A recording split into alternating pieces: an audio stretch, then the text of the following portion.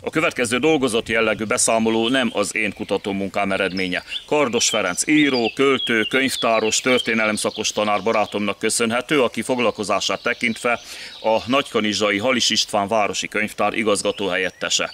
Mivel a cigány nemzetiség nevén történő említése régóta meglehetősen pejoratív hangzással bír, roma megnevezéssel illetik még a hivatalos orgánumok is, de valójában a roma nem cigányt jelent. A roma megnevezés a rom szóból ered, jelentése romani, vagyis cigány nyelven cigányember, férfi, férj. Különböző népcsoportokban ugyanez rom, dom, lom, romnicsel, szinti, mánus, káló, stb. Ami leginkább nevezhető nehézségnek a cigányság múltját kutatván, hogy vannak róluk írásos anyagok, viszont nincsenek tőlük, amiért egyedül az írásbeliség hiánya okolható. Sokan írtak róluk, közülük viszont az 1800-as évekig szinte senki.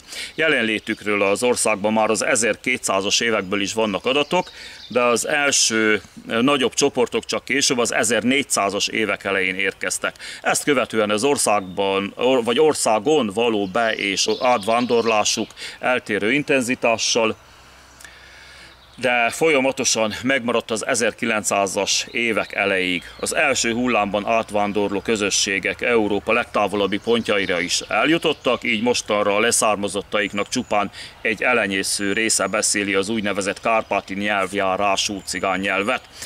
Az 1400-as, 1500-as évek egyéb vándorló népei közé keveredve, hol kiváltságokat élvezve, hol pedig csak megtűrve éltek, de mindenképpen inkább Európa keleti felén volt jobb soruk, mint a nyugati területeken. Vándorló, iparos, kereskedő, gyűjtögető életmódjuk mellett főleg az ország 3 részre szakadása idején hírvívő feladatokat is elláttak, emellett a végvárakban fegyverkovácsként is sokan dolgoztak közülük.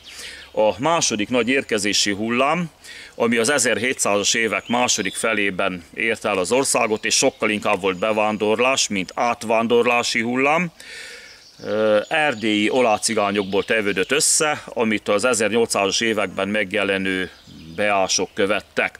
Közösségeik életformája már az 1700-as évekre gyakorlatilag konzerválódott, mint egy külön történelmet éltek a magyaron belül, érintetlenül és szabadon mozogva az országban.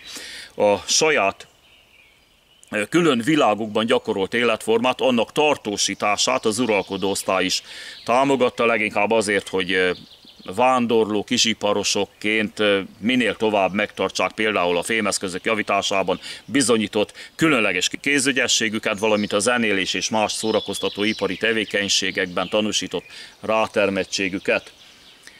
Sorsukban gyökeres változást a Habsburgok uralma hozott.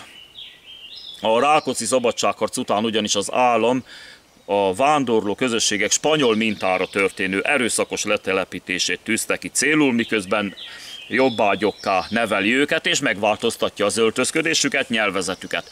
A magyar nemesség ezt csak tessék-lássék módon volt képes elfogadni, de sokkal inkább nem támogatta, és nem is hajtotta végre. A bécsi udvar erre reagálva cigányügyi osztályt állított hivatalba a helytartó tanácson belül, és évente rendelt el ez irányú ellenőrzéseket. Az átnevelési program szolgálatában születtek meg az első 1700-as évekbeli cigányösszeírások, amelyek végül az századból származó legjelentősebb történelmi vagy történeti források lettek. Harmadik Károly 1725-ös rendeletének eleget téve a cigányságot a bűnözőkkel együtt írták össze, akik pedig ellenszegültek és megpróbáltak ez alól kibújni, azokat keményen megbüntették. Ekkor módosult először a cigányság megítélése, ráadásul negatív irányba. A cigányság fogalma a bűnöző életforma szinonimájává vált, és ez az értelmezés, az ebből adódó előítéletek végig kísérték a történelmüket egészen az 1900-as évek közepéig, pontosabban a szocializmus kezdetéig. Mária Terézia 1761-ben rendeletileg betiltotta a cigány megnevezést, helyette neokolonus, új magyar, új paraszt vagy új polgárként, valamint zingara vagy cingara, cigány vagy cingarorum, cigányság általi különbözőség volt a a megengedett nemzetiségjelző, csak így lehetett őket nevezni annak idején. 1767-ben elrendelte a 4. életévüket betöltött gyerekek szülőktől való elvételét, elkobzását vagy elrablását, hogy átadhassák őket bármilyen más nemzetiségű földműves családoknak, a nevelésük költségeit pedig az állam fizette a befogadó családok részére. 1780-ban 40.609 cigány lakost írtak össze az országban, ebből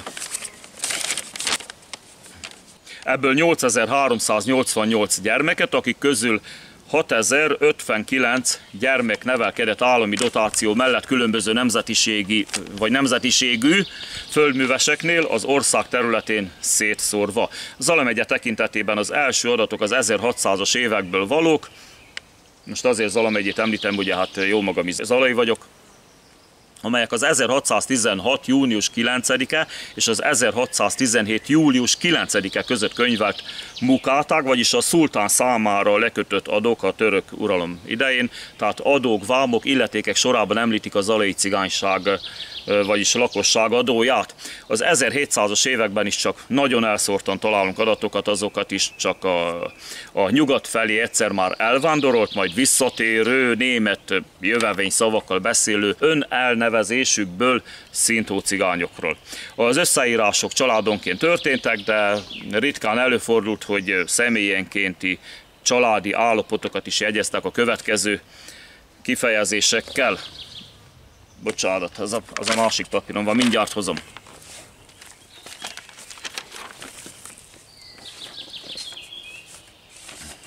Tehát ezek az elnevezések a következők. Özvegy, Isten nyomorultja, zabi gyerek, mostoha gyerek, és ha egy fiú felnőtt, de még nem nősült meg, nem költözött el, akkor az életkorától függetlenül ő is gyerekként lett jegyezve. Az 1768-as Zala megyei cigány összeírás szerint az egynél többször előforduló családnevek listája gyakori sorrendben a következő. Na, ezek a családnevek. Van egy pár. Horváth, TH-val, ez 120, ilyen családnév volt. Görcsi 55, Árvai 55, Burka 43, Farkas 34, Baranyai 23, Nyári 23, Sárközi 20, Kolompár 18, Nyitrai 17, Csirkó 17, Kovács 14, Kupai 13, Túró 13, Kanzsi 12, Máthé H-val 12, Szappanyfőző 11, Bangó 10, Gángó 10, Szappanyos 10, Varga 9, Banga 9, Hunics 8, Jónás 8, Karikó 8, Daragonyos 7, Szőrös 7, Luca CZ-vel 7, Csóri 6, Cigány CZ-vel 6, Hegedűs 6, Csiszár 5, Hódosi 5, Hosszú 5, Kardos 5, Vahottai Y-nal 5, Batári 4, Bátori 4, Baró 4, Beke 4, Balog GH-val 3, Bedák 3, Boronyai 3, Csöre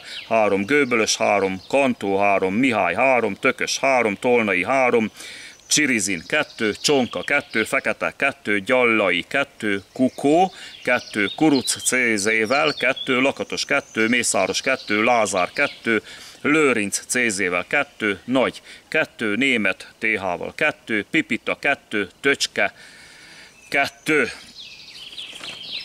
Foglalkozásaikat tekintve legfőképp kovács, aprólékos kovács, hegedűs, lókereskedő, földműves, béres, sintér és szolgáló munkákat végeztek, valamint kézművességként érvényesültek. Nagy mennyiségű adattal nem számolhatunk, hiszen egy gyorsan helyet változtató, önmagáról soha nem író, soha nem tudósító népről van szó, akikről írásos említések csak szükség esetén valamilyen állami intézkedés folytán készültek.